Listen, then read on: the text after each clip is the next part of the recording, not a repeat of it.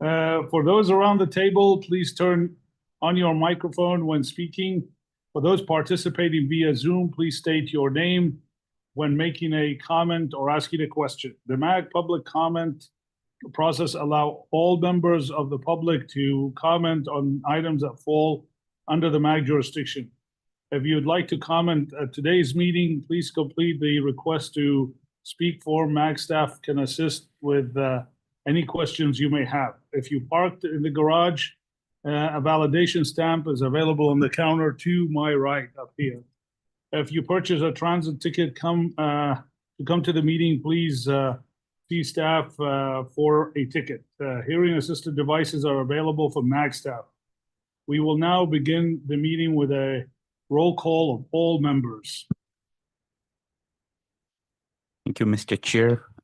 Please indicate your presence when we call your name. Shane Kioso from Apache Junction. Yep, this is Shane. I am here. Sergeant Craig Martin from Arizona Department of Public Safety. Jacob Pruitt from Arizona Department of Transportation. Present. Raj Thoram from City of Avondale. Present. Craig Sharp from City of Buckeye. Present.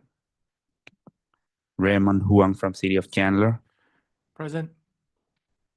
Nick Russo from City of El Mirage. Glenn Robinson from Federal Highway Administration. Good morning, I'm here. Chris Salas from Town of Florence.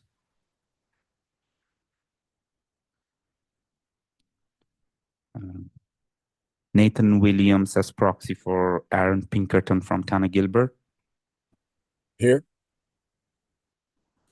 Tony Ebo from City of Glendale. Good morning, President. Hugh Bioc as proxy for Eric Sisek from City of Goodyear. Present. Jesse Torres from Governor's Office of Highway Safety. Here. Kate Drunowski from Litchfield Park.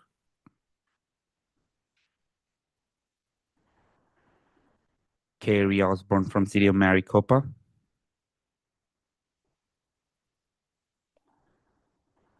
Mazen Muradovich from Maricopa County Department of Transportation. Good morning. Present. Stephen Bach from City of Mesa.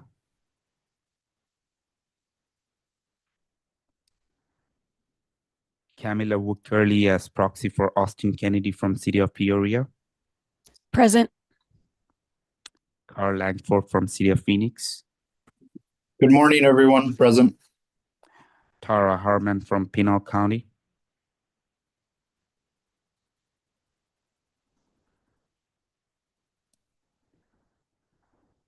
Jan Martin from Town of Queen Creek.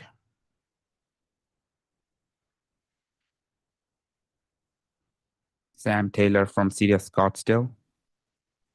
Present.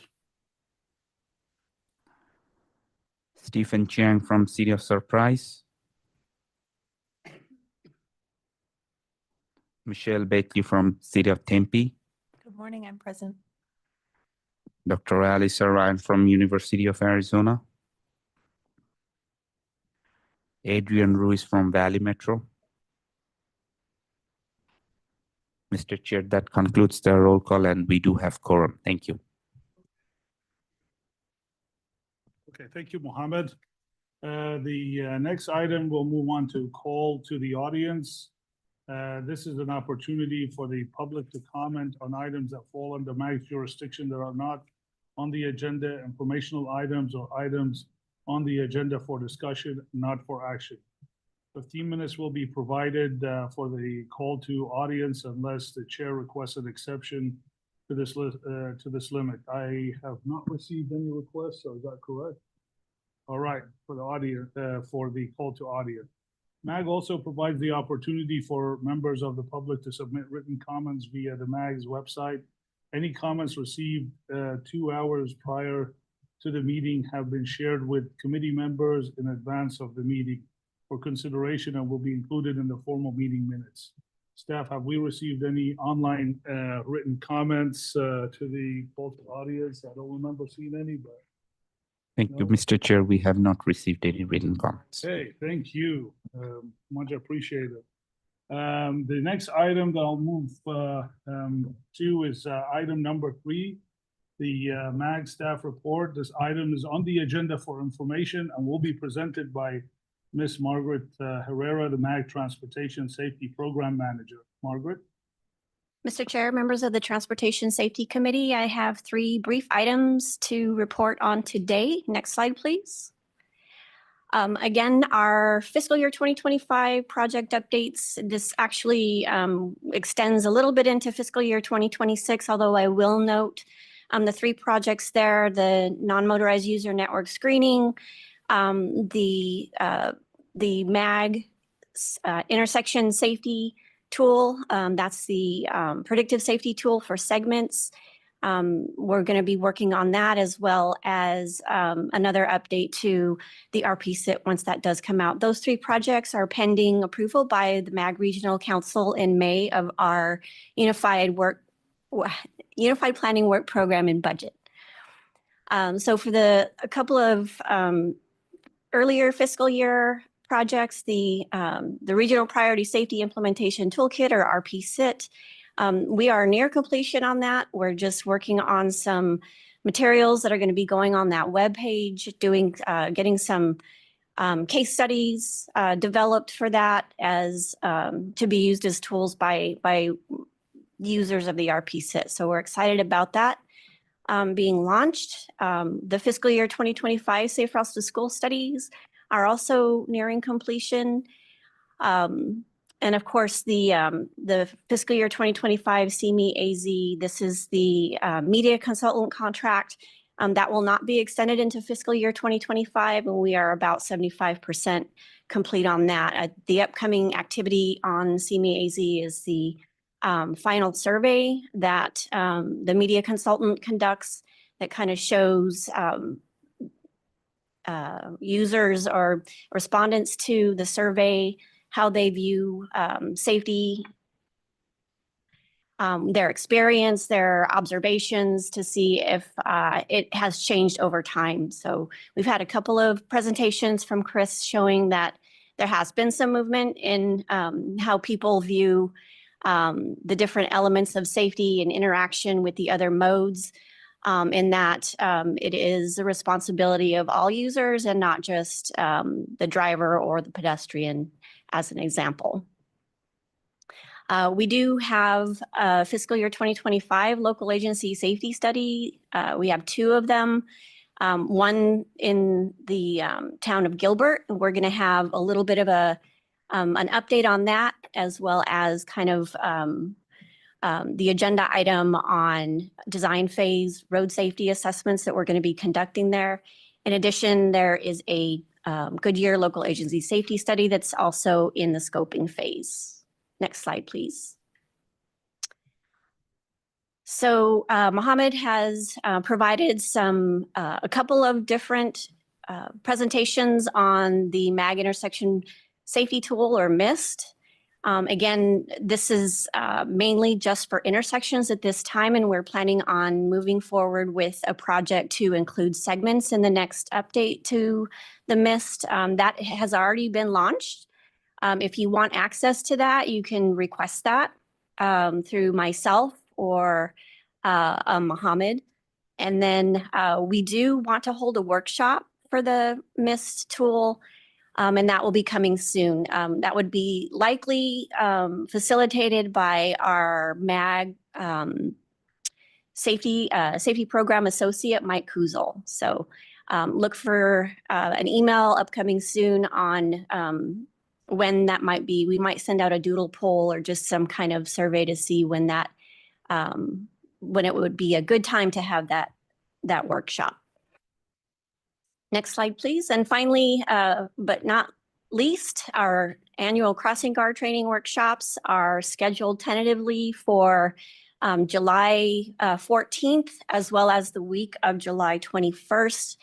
We've had one meeting with the planning committee, or the planning the planning group for that. And I want to give a really big thank you to Chandler, Peoria, Gilbert, Glendale, Surprise, Phoenix, Tempe, and Scottsdale for participating in partnership with us on these very important workshops.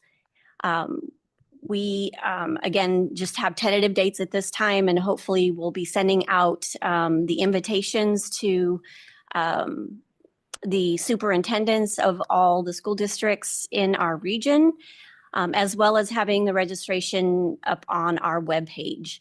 I would like to respectfully request that any schools and districts that you worked with, if you could get the information out to them as well. We rely very heavily on you all to help us out in that effort to get the word out for the registration for the upcoming workshop. So thank you in advance for your help on that. And with that, Mr. Chair, that completes my my report. Thank you. Thank you, Thank you, Margaret. Since this was an information item, we will go ahead and proceed into agenda item number 4, which is the approval of the January 28th meeting minutes. Does any member of the committee have questions? Okay, hearing none, prior to the approval of the meeting minutes, there is an opportunity for members of the public to comment. I don't believe we have received any comments, correct? So I have not received it. We have not received any requests for this item. Staff, have we received any online written comments for this item? Thank you, Mr. Chair. We have not received any online written comments for this agenda item. Okay, thank you very much. Is there a motion to approve agenda item number 4? This is Mazen Muradovich, Maricopa County DOT. I move to approve the minutes of meeting for the January 28, 25 MAG Safety Committee meeting. Okay, thank you, Mazen. Do I have a second? This is Jacob Pruitt with ADOT State Traffic Safety Manager. I second that motion. Okay. All right. We have a motion from Mazen Muradovich and a second from Jacob. We will have those participating in the meeting online take part in a voice vote by turning on their cameras and unmuting their video. We need to see the faces of everyone to participate in the voice vote. For those who cannot or do not want to turn on their camera, staff will have to conduct a roll vote. Staff will only call those virtual participants who did not have or did not turn on their camera. Members, please leave your camera on until after the roll call so that staff can count the people's names whose cameras are not on. All right. Can I have a voice vote for those in the room and those online? Those in favor say aye, and those opposed say nay. Aye. Aye. Members, leave. Members, please leave your camera on. Staff, will you take the roll call for members participating virtually that did not turn on their camera? Yes, Mr. Chair. Jacob Pruitt from Arizona Department of Transportation. How do you vote? Jacob? I second the motion, so aye. Jesse Torres from Governor's Office of Highway Safety. Aye.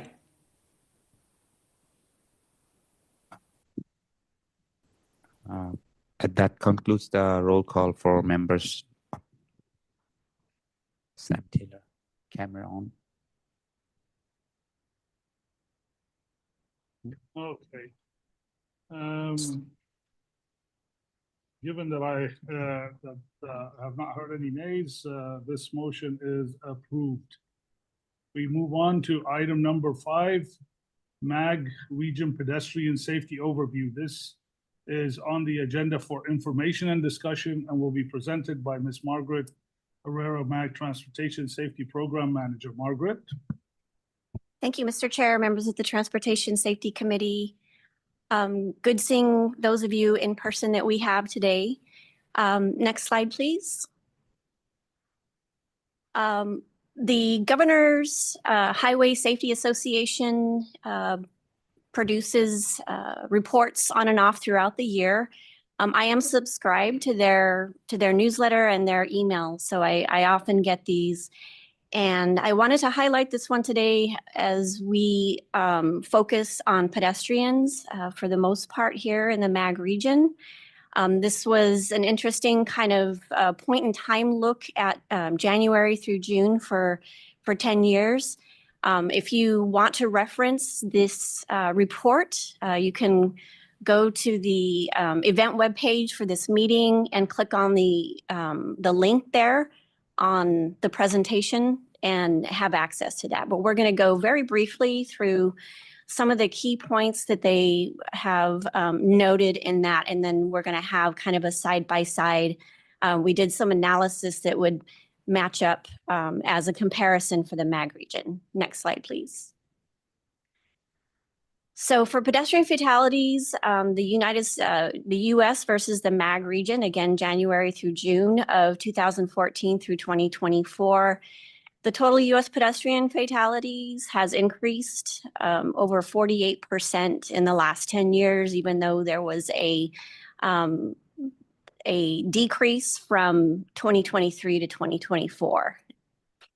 And in the MAG region, you can see that we had about a 10% decrease in pedestrian fatalities from January through June 2023 to the same period in 2024. So even though we had that 10% reduction or decrease, the deaths have surged over 50% over the last 10 years, from 56 to 84 in 2014 to 2024. Next slide, please. So overall, you can see here the change in pedestrian traffic fatalities from January through June 23 to 24. Those that have had an increase, a decrease, or no change, and you will note that Nevada, Arizona, and New Mexico, kind of in our quadrant of the United States, have all had increases in pedestrian fatalities for that period. Next slide, please. So again, the side-by-side comparison for pedestrian deaths, outpacing population growth in the United States versus the MAG region. We have, as far as the United States is concerned, pedestrian fatalities have increased at a pace nearly 7 times higher, 48 versus the 7% for population growth in the United States. And here in the MAG region, there's been a 50% increase in pedestrian fatalities, whereas we have a 28% population growth, which is nearly 2 times higher than the population growth. Next slide, please. Again, an overall look at the United States, the states with pedestrian fatality rates per 100,000 population that are greater to or equal to 1 for that period of January through June 2024. You can see again that we have over 1 fatalities per 100,000 population here in Arizona. Next slide, please. So this gives a little bit more of a breakout regarding the pedestrian fatalities rate per 100,000 population.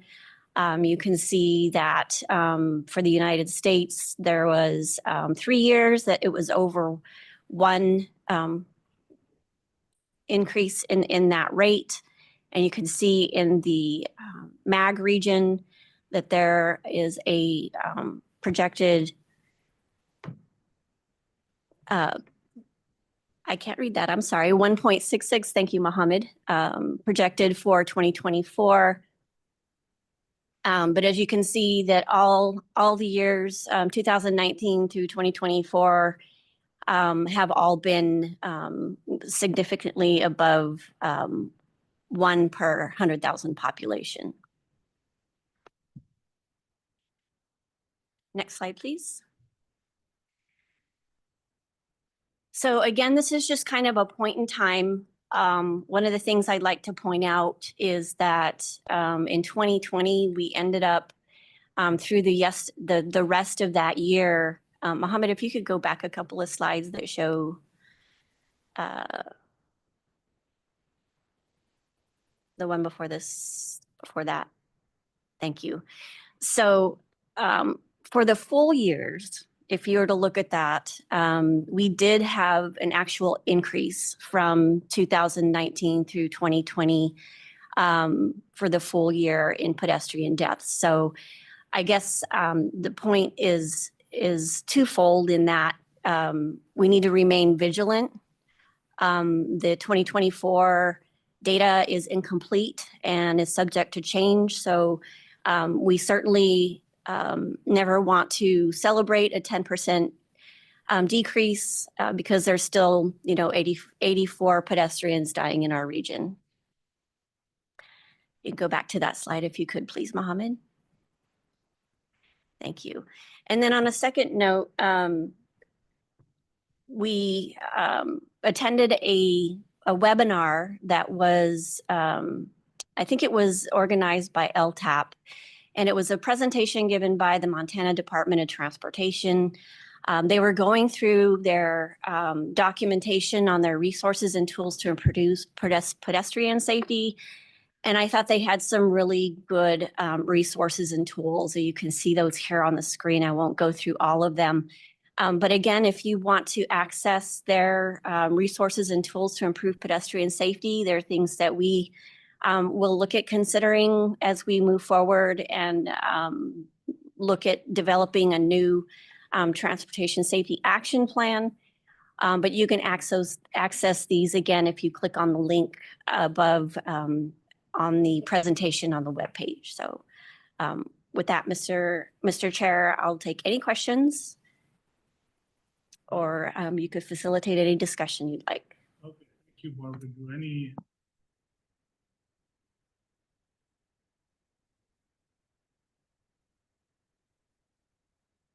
Thank you, Margaret. Do we have a breakdown by city or like east, west, central, Phoenix that breaks down the pedestrian fatalities?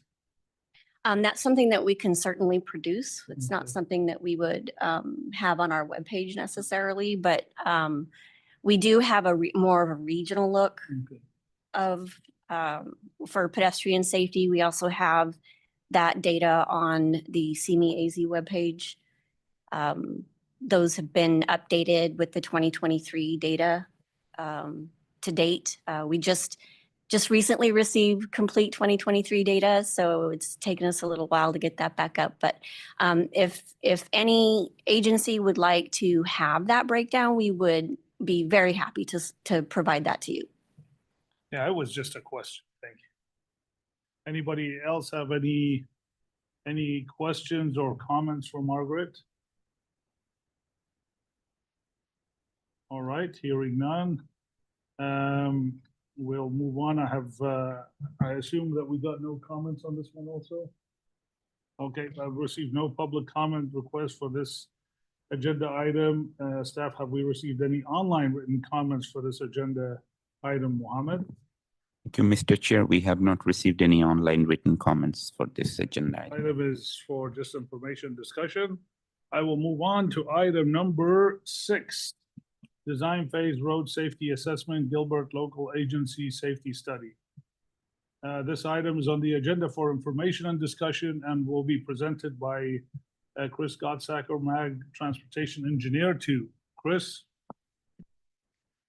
Thank you, Mr. Chair, members of the Transportation Safety Committee. I'm pleased to present about this design phase road safety assessment that is being conducted through our local agency safety study program. Mohammed, next slide, please. So a little bit of background from the application. Town of Gilbert staff previously presented about their request, but we're specifically taking a look at the Powerline Trail crossing at Val Vista Road. It connects in through Hearn Way, but it kind of has this odd little jag in the middle of the roadway. The trail needed to be offset because of some utility infrastructure. This configuration has been in place for 15 years. And so this study will be looking at the 15% designs. And we'll also be doing like a field assessment and coming up with our own recommendations before looking at the 15% designs, and kind of commenting on these 15% designs then as well, to help ensure that the town of Gilbert can implement the safest possible solution for realigning this trail crossing. Next slide, please. So a little bit further background with road safety assessments, and specifically when we're looking at this design phase road safety assessment, we're really trying to provide substantive safety, not just nominative safety. So nominative safety, as you all may know, is when a design technically meets design standards. So on paper, it could be described as safe, but substantive safety refers to how is the roadway intersection or just location of interest, how is that actually performing from a safety perspective? So we want to ensure that the safety performance is actually as good as possible. So we'll be doing a comprehensive analysis of the design to kind of consider enhanced safety measures to focus on the reduction in crashes. And we believe this process can help provide increased public confidence in the redesign eventually. And the feedback and insights from the study will be incorporated into the final design to increase both safety and ultimately efficiency of the trail crossing as well. Next slide, please. And going back a little bit broader, what is a road safety assessment? We provide a formal performance examination. We can do this for existing or future roads or intersections. I'll mention in the future slide, in the MAG region, we typically, or since 2011, have only done them for existing roadways. RSAs are conducted by an independent multidisciplinary team. So typically the RSA team does not include the roadway owner, just to ensure that we don't have any implicit bias in the report. Obviously, the findings are presented to the roadway owner, and there's a chance to comment or respond to any of the recommendations. We are only considering issues that have an adverse effect on road safety. We're not really considering the operations unless traffic operations presents safety issues as well. And we are considering safety during all operating conditions, not just the peak periods. And we're focusing on all road users, whereas a more traditional kind of safety review might focus primarily on vehicular road users. And during the RSA phase of a study, we're not doing a check of compliance with design standards. We're not doing the design ourselves. We're just providing recommendations for how we think, or how the RSA team thinks safety could best be achieved. Next slide, please. So the purpose is to answer what elements of a road may present a safety concern, and then what's the extent of this concern, which road users are impacted by this concern, and under what circumstances will this concern be seen or potentially realized, creating a near miss or a crash. And then what are the opportunities that exist to eliminate or mitigate these concerns? Next slide, please. Okay, so when can an RSA be conducted? RSAs can be conducted during any phase of development. They're typically most efficiently conducted in the very early stage of development. So in the pre-construction phase, this is when it's the least expensive to make corrections or improvements for safety during the planning and even the preliminary conceptual designs. We can also do them during construction phases and then also on existing roadways. This is when it's most expensive because it requires changes to infrastructure that is already in the ground. And it's also can be a more reactive approach to safety. And we can do proactive. It still can be considered proactive, especially if we're using predictive safety tools, anticipating increased traffic from another nearby development, for example. But it's still the most expensive time to be conducting an RSA. Next slide, please. So the current use of RSAs in our region has started in 2011. And again, kind of focusing on the safety issues that already exist, so-called black spots in the network, where we use a network screening and identify the areas that are not performing as well as they should be or as well as we would like. And then we, most of you on the committee are familiar with that process of meeting and identifying which locations are well suited for an RSA. Again, this is always going to be post-construction. We're looking back, taking in historical data for that network screening. It can be effective in identifying problems that exist and could be corrected, but these modifications are expensive, they're timely, and can potentially have more other challenges as well. So the public needs to be informed. You have a much longer process to implement any of these changes typically. And it's not the most effective and efficient way to implement safety improvements. Next slide. With a multi-phase RSA, we are preemptively applying the tool earlier in the design process. We can also involve the RSA team at various stages. So from the design concept report to further design during the construction to ensure it's being constructed to the intended design. And we can also see if, as other challenges might come up during that construction phase, there can be considerations for how to still address the safety concerns. And then after construction, during the operations, to see, are road users interacting with the design the way that is expected? Are there future additional kind of smaller tweaks that might be able to be made to help increase safety still? We are proactively considering elements of safety that would not have been assessed during the design concept. And there's an opportunity to make changes to the design concept that improves safety that can, and they also might not, though, occur during other phases at greater expense. Next slide, please.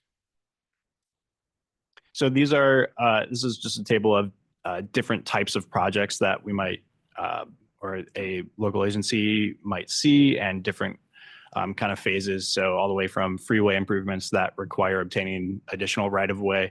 If you're obtaining new right-of-way, you'll probably also be starting earlier in the design. So where you might have a DCR all the way through 15, 30, 60 to 90%, which might include some construction, and then phase 4 being open to the public. For this study in particular, we're really kind of combining phases 1 and 2, that 15, 30%, which is fine. As we see, that's often the case when we already have, we're not like constructing new infrastructure. We're working with infrastructure that's already present and has already been open to the public in its existing format. Ideally, we would also be able to go back during phase 3, which would in this case be kind of during construction, to make sure it's being constructed to the plans and specifications, and ensuring that the recommendations are being implemented as intended. And then also we would be able to conduct the RSA at the stage 4 when it's newly open to the public to, again, ensure that road users are interacting with the improved design as expected, and we can make further tweaks if necessary. Right now, again, though, this study is just kind of this combined phase 1 and 2. Next slide, please. So recap of the schedule for this study. A while back, the application was submitted by the town of Gilbert. They presented to the safety committee. We entered the scoping phase. This week, actually, I believe, we're conducting some data collection for turning movement counts and roadway volumes on Val Vista. We are anticipating NTP to go out this week as well. And this will be a fairly quick project. It should be completed by the end of April so that the recommendations can go to the Gilbert design consultant by May 2025. So thank you. Next slide. Believe that might be it. Happy to take any questions. Don't know if we have anyone from the town of Gilbert online as well, if there's any specific questions for them. Thank you, Chris. Do any members have questions or comments for either Chris or anybody from the town of Gilbert? This is Michelle from City of Tempe. Is the structure of the team similar to the other RSAs that we're more familiar with? Yes, thank you, Michelle, and members of the Transportation Safety Committee. The RSA team for this study hasn't been finalized yet, as we haven't issued the notice to proceed. However, the structure is anticipated to be similar to other RSAs, where it'll be multidisciplinary members from police or EMS, other consultant teams, and potentially volunteers. For example, call out Gib Thumb from Pima Association of Governments. They've conducted several design phase RSAs, so he's expressed interest in being involved to help guide the process. Great, thank you. Just to add a little bit, Michelle, members of the Transportation Safety Committee, we may for these look for the volunteers that Chris mentioned that have done design phase road safety assessments before. So, like he mentioned, Pima Association of Governments has done several. I know ADOT has done a couple as well. So we may incorporate some more people that have done this before already. But other than that, the team would look very similar. Thank you.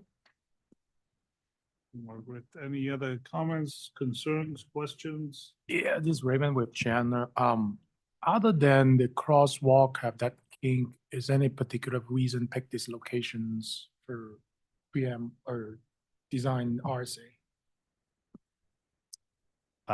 Thank you, Raymond, members of the Transportation Safety Committee. I know that from what I recall from Town of Gilbert's presentation is they have seen some crash history and just have a desire to realign this this crosswalk. I don't know if there's anyone else from the town on who can speak more directly. Yeah. Hey, Chris, this is Nate Williams. Aaron Pinkerton's out, so I'm in his stead, so I probably won't be able to answer as well. I'm not the town traffic engineer, but as Chris alluded to, was in the picture, there's a screenshot there. A couple of reasons we're really looking at this. This is a heavily used trail corridor, Western Powerline Trail Corridor, and we're actually conducting a study, a 15% study to improve the trail corridor. And this crossing was a big a part of that. So it creates a lot of confusion for trail users and vehicles and such. It's something that's been in our CIP book for a number of years, I believe. I don't, to fix this or find ways to fix this. I don't know off the top of my head number of near accidents or accidents. I don't believe there's been any fatalities at this intersection, but this being a massive regional trail corridor in the town is a primary reason why it's a focus for us.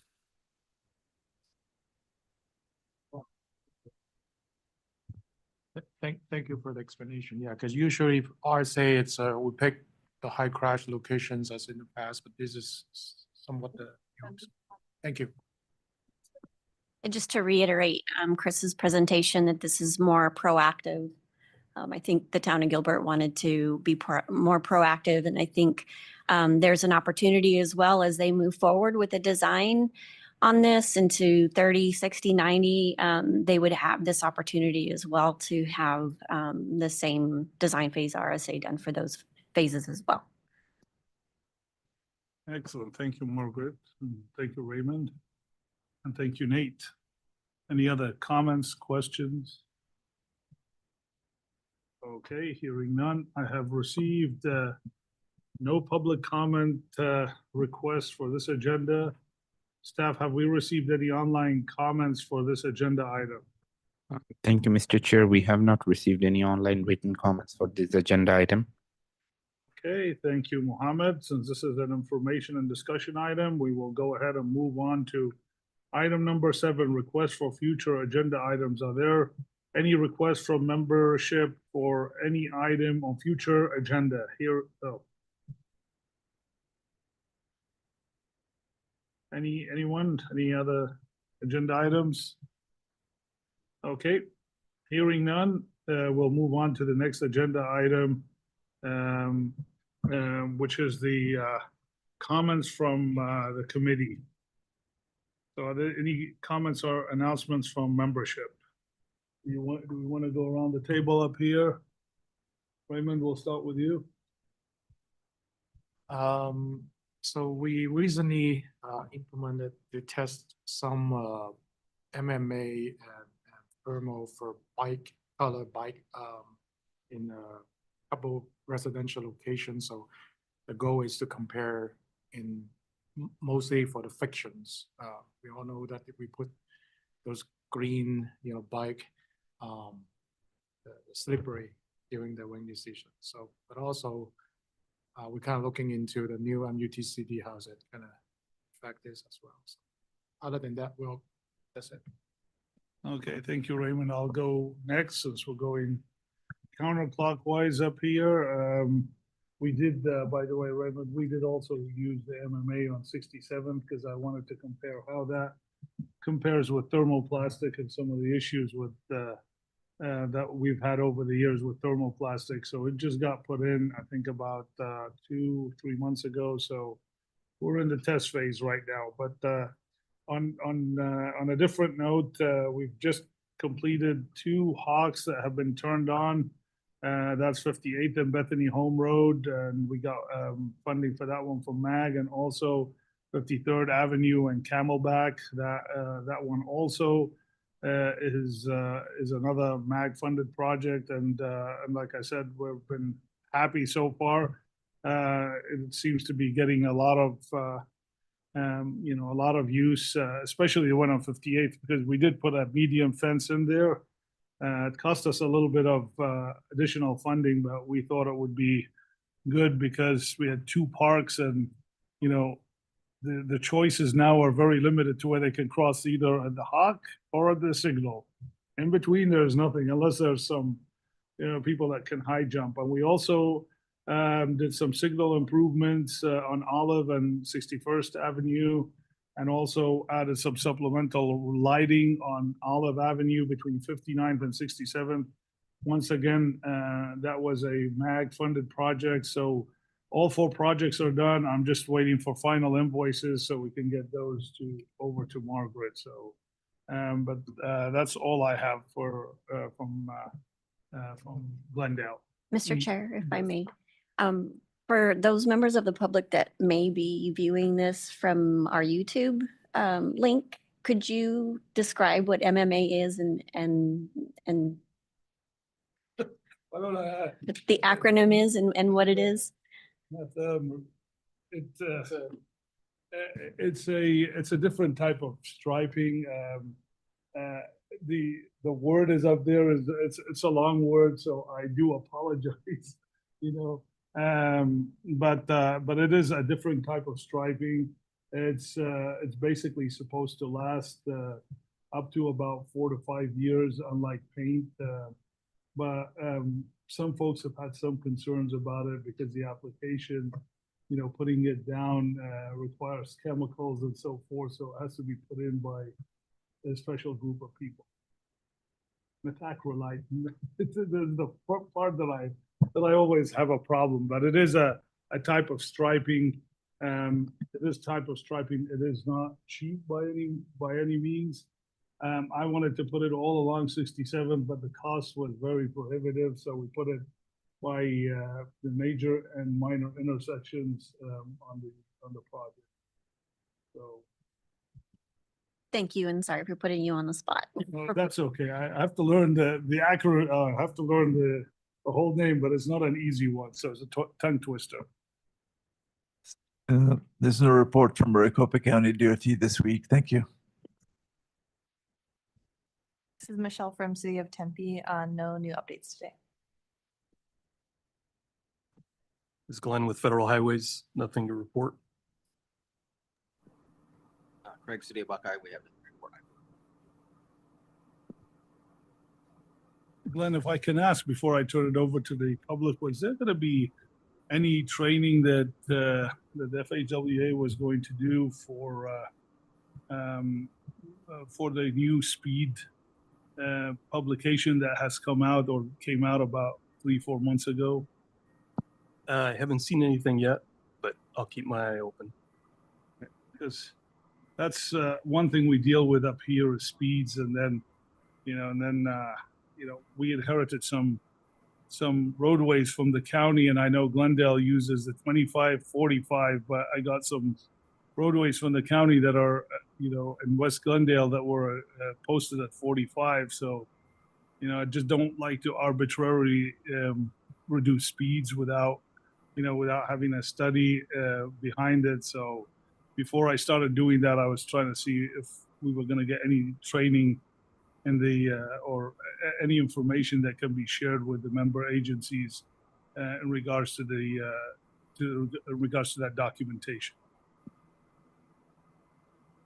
Mohammed, do you want to check with the folks online? Sure.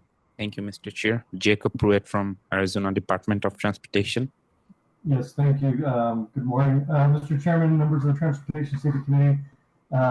It's been notifying me that I'll be resigning from the Department of Transportation, my position effective March 28th. Ms. Saroja Devarakonda will be the acting Transportation Safety Manager for ADOT. I appreciate everything, and this was a good experience to sit on the committee, and I will miss it. So my last day at ADOT will be March 28th. Thank you, and we wish you the best of luck, and it's been a pleasure working with you. Thank you. Kamala Wickerly from City of Peoria. Good morning. I have no updates for Peoria. Thank you. Thank you. Carl Langford from City of Phoenix. No updates today. Thank you. Thank you. Mr. Chair, member of the Transportation Safety Committee, we do see a name, Hafner. Can you please introduce yourself? Hey all, this is Jason Hafner with the town of Gilbert. I was on in case there were questions. We don't have any updates either. Oh, thank you. Thank you. Okay, we have Hugh Biak from City of Goodyear. Nothing for Goodyear at this time. Thank you. Jesse Torres from Governor's Office of Highway Safety. Nothing to report new. Thank you. Thank you. Raj Thoram from City of Avondale. Nothing to share from City of Avondale. Thank you. Thank you. Sam Taylor from City of Scottsdale. Hello. Yeah, I just had one thing. We are working on kind of trying to decide if we're going to go through with scoping for an HSIP application. I'm going to be talking with Larry Talley from ADOT later today about it because I had some questions, but I just wasn't sure if there's confusion from other member agencies, if it would be worth having another like maybe workshop or presentation from ADOT about the changes to the HSIP program. So I just wanted to get thoughts on that, I guess. That was it. Thank you. Thank you. Margaret, perhaps we can get Larry maybe to make a presentation at the next meeting. I know they had sent out some letters with the projects that are moving forward, so maybe we can have Larry give us a quick update of the next meeting. I think there's been enough questions to where I can coordinate that with ADOT. Thank you. Thank you. Anything? Oh, go ahead. Shane Kiso from City of Patty Junction. Yeah, new to report, we do have a fourth new traffic signal going up probably within the next few weeks on South Ironwood Drive. And these are new signals related to our master plan community down on the southern part of our city, right just north of SR 24. But what makes this special is this, once this fourth signal goes up, these will be our first signals connected to city-owned fiber optic. And essentially our first traffic signals connected with fiber optic. We do have connectivity through radios with our other signals, but we will be reaping the benefits of fiber optic with their, more reliability than radio. So we are looking forward to that and those opportunities that will bring with our signals. So that's the latest updates with City of AJ. Thank you. Thank you. Mr. Chair, that concludes report from members participating virtually. Thank you very much. And before I adjourn this meeting, the MMA is methyl methacrylate. So I looked it up just a few seconds ago. I was like, it was starting to bother me, but we got it out. So anyway, it is now 10:54 and I'm going to be bringing this, adjourning this meeting. The next meeting of the Transportation Safety Committee will be on Tuesday, May 27th, 2025 at 10 a.m. With no further business, today's meeting is adjourned.